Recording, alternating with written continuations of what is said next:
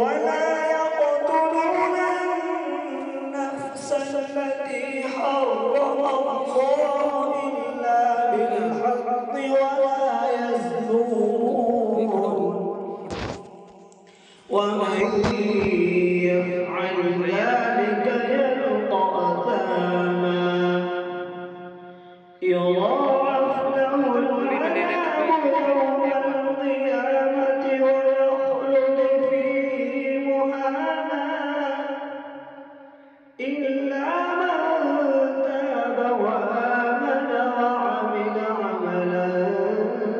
صالحا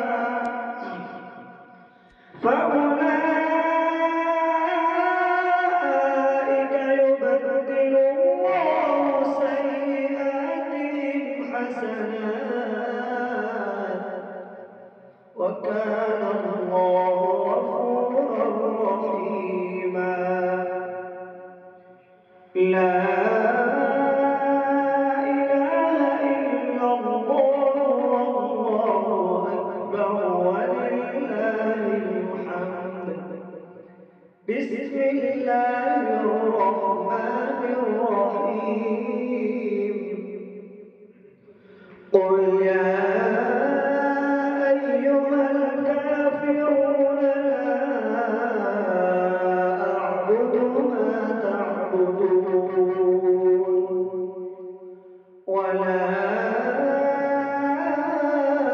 أنتم عابدون ما أعبد ولا أنا عابد ما عبدتم ولا أنتم عابدون ما أعبد لكم دينكم ولي دين صدق الله العظيم.